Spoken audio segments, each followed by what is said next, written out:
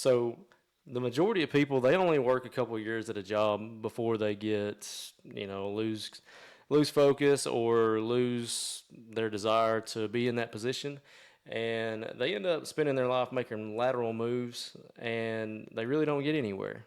They may even change industries, and there's nothing wrong with that. But if you find any part of you that says, hey, I need to hang in there, then that commitment alone will take you to the next step. It'll refocus you. It'll regain that desire that you have to complete a task, to finish something, or to move ahead in an area that you can excel at. You've got to find the commitment within yourself to be able to do that. And you got to do what really matters. Don't lose your focus on commitment just to be committed to everything. You cannot be committed to everything. You've got to pick and choose, and if it doesn't matter or if it doesn't affect your life or someone else's, sometimes we have to say no. You're not going to be able to commit to every single thing or every single person. There's no way you can do that without failure. You've got to have commitment to your family, you've got to have commitment to your work, but you have to be committed to yourself. And when you do this, it'll take you above and beyond anywhere you could possibly want to go. You can do whatever you want to do if you do this for yourself. And really, when you put yourself in this situation with commitment, it's not even about you. It's about everybody around you. It's about the people that you care about and about the people that it'll affect based on the decisions that you make in life.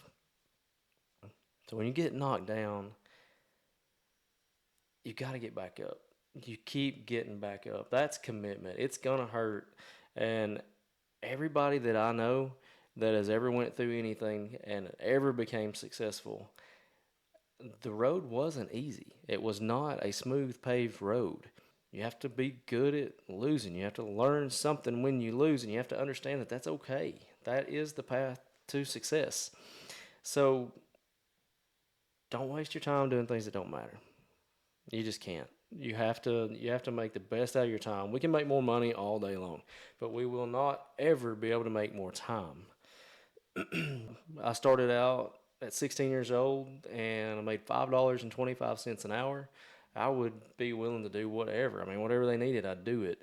And we had to take care of the store, we had to take care of the property, we had to take care of the merchandise. But the most important thing I learned was that we had to take care of the customers because without them, our business was nothing. We actually had nothing. So the commitment that I learned to our customers at a young age really mattered. And I think it does in any business. You have to stay committed to your customers. And that alone has really led to a really good opportunity there. So I stayed with Ace and I ended up graduating high school. I even eventually I went to college and I became an assistant manager, became a store manager. I decided I'd go to college for business management. It took me 4 years at night to get an associate's degree from a community college.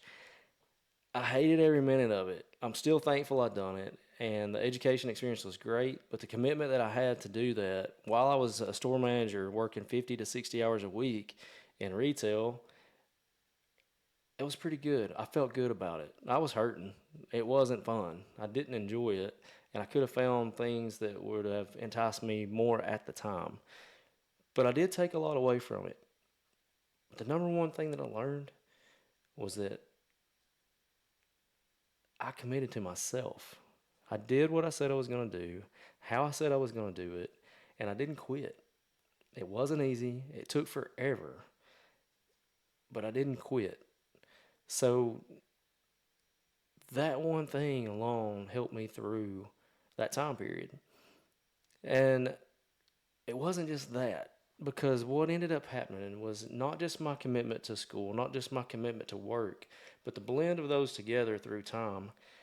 I ended up buying that hardware store. 20 years later, it took me 20 years. At 36, I was able to buy the hardware store.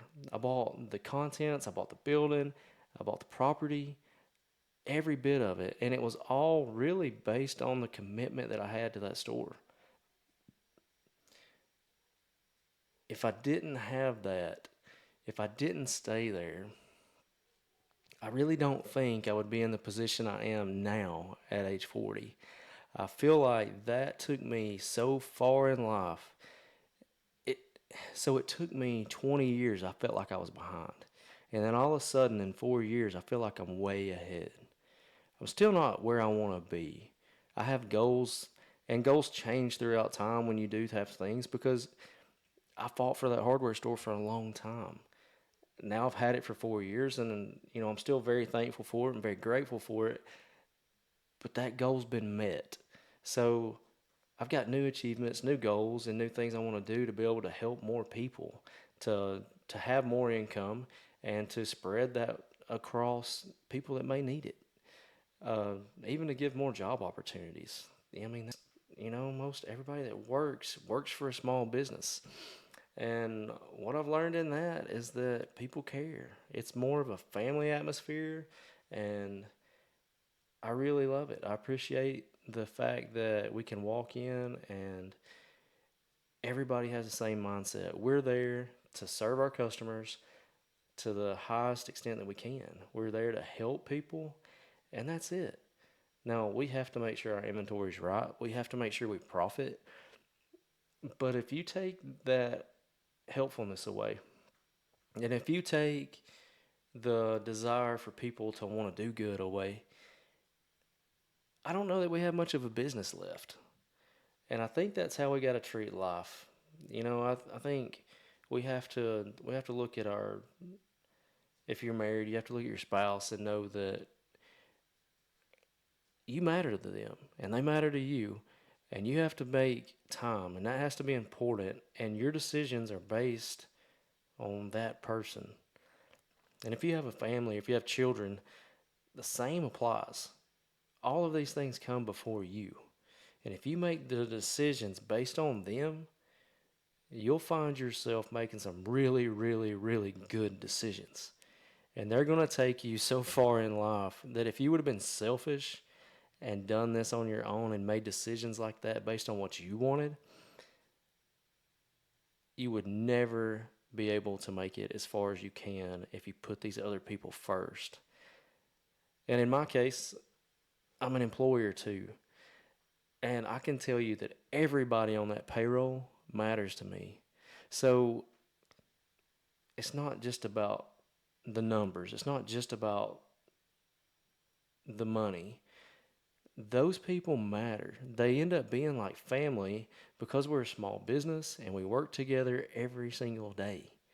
Those people give their lives and I give my life so that we can come together and help people and make a decent living and hopefully make a change in somebody's life for the better. For the better. So I just want you to understand how important commitment is, even though people don't talk about it, even though it hurts. And because people don't talk about it, nobody thinks it's cool. And it's not. It freaking hurts. It's not even something that I enjoy. But I'm telling you, that is the way to success. And that is the way that everybody that I know that has success or has experienced success, that's how they got there. It's not just based on what they knew. It's not just based on how they worked. It's based on their commitment and their desire and their will to keep going. They didn't stop when things got tough. Things will get tough. I don't care what you're doing, what industry you're in, how I don't even care, if your family's perfect, you still have trouble. Everybody has trouble. Nobody's got it made. And most people that got any kind of success in life, commitment was their number one thing that I see. And I want that for you too. Hope this helped you today. God bless, and we'll see you on the next one.